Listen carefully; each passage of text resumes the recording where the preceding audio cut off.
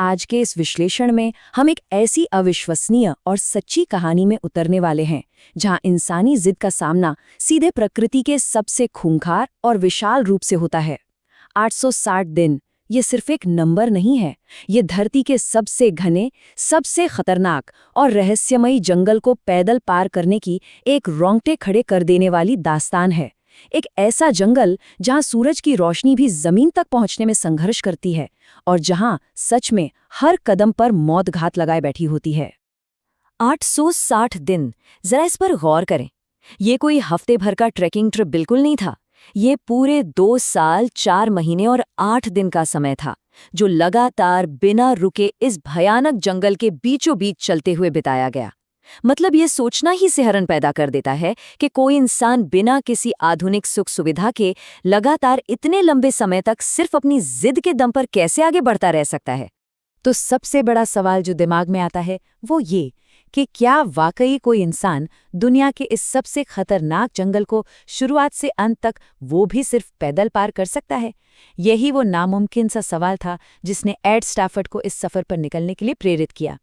देखिए, एड से पहले भी कई खोजकर्ता यहाँ आए थे, लेकिन उन्होंने हमेशा इस 55 लाख स्क्वायर किलोमीटर में फैले विशालकाय दैत्य को नावों या हेलीकॉप्टरों के जरिए छोटे छोटे हिस्सों में ही पार किया था। किसी ने भी इसे एक छोर से दूसरे छोर तक पैदल नापने की जुर्रत नहीं की थी।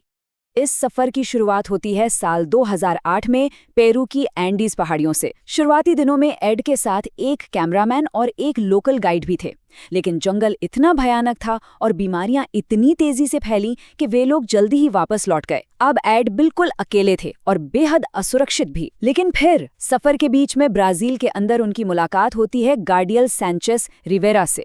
गार्डियल एक स्थानीय विशेषज्ञ थे जो इसी जंगल में पले बड़े थे। ये साझेदारी एड के लिए सच में एक जीवन रक्षक साबित हुई और इसी के दम पर 860 दिन बाद वो आखिरकार अटलांटिक महासागर तक पहुंचने में सफल रहे। अब अगर किसी को लग रहा है कि वो जंगल में तेजी से आगे बढ़ रहे थे, तो ऐसा बिल्कुल नहीं था। उनकी प्रोग्रेस रेंगने के बराबर थी। एक दिन में मुश्किल से 1 या 2 किलोमीटर। ये कोई आम पगडंडी नहीं थी। सोचिए, कमर तक का दलदल, बिना रुके होने वाली मूसलाधार बारिश और इतनी घनी झाड़ियां कि हर एक कदम आगे बढ़ाने के लिए मचेती से रास्ता काटना पड़ता था। सच में ये किसी बुरे सपने जैसा था।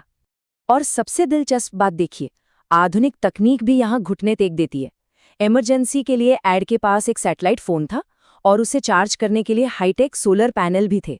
लेकिन जंगल के पेड़ इतने घने थे कि महीनों तक सूरज की रोशनी जमीन तक नहीं पहुंची और वो सोलर पैनल बिल्कुल कबाड़ बन गए।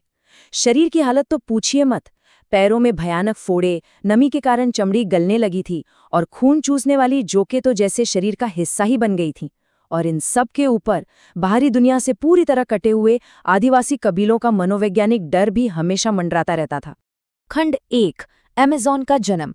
तो चलिए अब एड के सर्वाइवल से थोड़ा पीछे चलते हैं और 15 करोड़ साल पुराने उस इतिहास को देखते हैं जिसने इस भयानक जमीन को जन्म दिया। ये सब शुरू हुआ धरती के नीचे टेक्टोनिक प्लेट्स के टकराने से, जिससे विशाल एंडीज पहाड़ों का निर्माण हुआ। इन ऊंचे पहाड़ों ने हवाओं का रास्ता रोककर एक विशाल दीवार का काम किया, जिससे वहां भारी बारिश होने लगी। पहाड़ों से बहने वाला यही पानी नदियों में बदल गया और जब मरानॉन और उचायाली नदियां आपस में मिली तो बनी विशाल अमेज़न नदी। और इस तरह एक सूखा मैदान दुनिया के सबसे शक्तिशाली नदी तंत्र में बदल गया। खैर, अब इस शानदार मैकेनिज्म को समझते हैं जिसे रेन रीसाइक्लिंग कहते हैं। ये वो तरीका है जिससे ये जंगल कभी सूखता नहीं है। यहाँ के अनगिनत पेड़ लगातार हवा में नमी छोड़ते रहते हैं, जिससे वहीं बादल बनते हैं और फिर से उसी जंगल में बारिश होती है। ये पूरी की पूरी जगह एक विशाल जीवित मौसम मशीन की तरह काम करती है। 1100, जी हाँ, 1100 से ज्यादा सहायक नदियां अमेज़न को अपना पानी देती हैं। ये आंकड़ा वाकई चौंकाने वाला है। और इसी वजह से ये जंगल पैदल पार करने वालों के लिए पानी की एक अनथीन भूल भुलैया बन जाता है, जहां से बाहर निकलने का कोई सीधा रास्ता है ही नहीं। खंड 2, जंगल के जानलेवा शिकारी। अब हम उस खतरनाक बायोडाइवर्सिटी पर नजर डालेंगे जिसने एड के सफर के हर एक कदम को मौत के खेल में बदल दिया था। यहाँ खतरे हर तरफ से घेरते हैं, पानी, जमीन और हवा। पानी में उतरने का मतलब है ग्रीन एनाकोंडा को बुलावा देना, जो छिप कर घात लगाए रहता है। जमीन पर बेहद खूबसूरत दिखने वाले रंग बिरंगे मेढक हैं, जिनका सिर्फ एक हल्का सा स्पर्श भी जहर के कारण जानलेवा हो सकता है। और हवा में मच्छरों की फौज, जिनका एक डंक मलेरिया, डेंगू और येलो फीवर जैसी बीमारियां मुफ्त में दे जाता है। लेकिन जमीन पर एक और खौफनाक जीव का राज है, बुलेट एंट। सच मानिए, इसके काटने का दर्द इतना भयानक होता है कि ऐसा लगता है मानो किसी ने सच में गोली मार दी हो।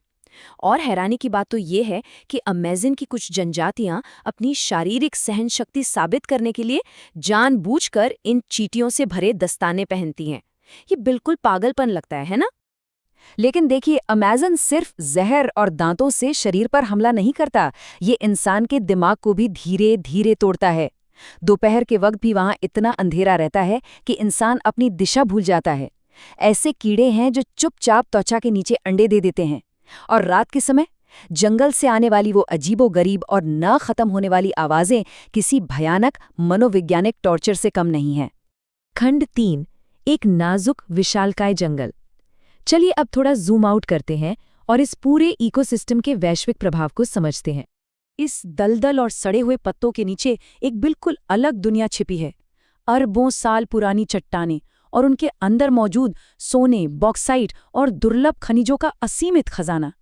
लेकिन यहाँ सबसे बड़ा कैच ये है कि इस खजाने को निकालने के लिए की जाने वाली कोई भी खुदाई उस बेहद नाजुक रेन रिसाइकलिंग सिस्टम को पूरी तरह से बर्बाद कर सकती है, जिसके बारे में हमने अभी बात की थी।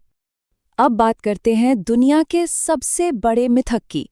हम सबने सुना है कि अमेज़न धरती के फेफड़े हैं जो हमें 20% ऑक्सीजन देता है।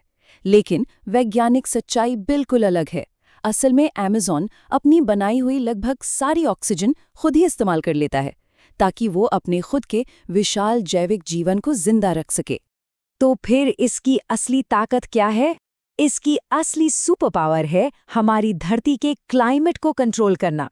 ये जंगल वैश्विक बारिश के पैटर्न को स्थिर रखता है और अरबों अनोखे जीवों को पनाह देता है।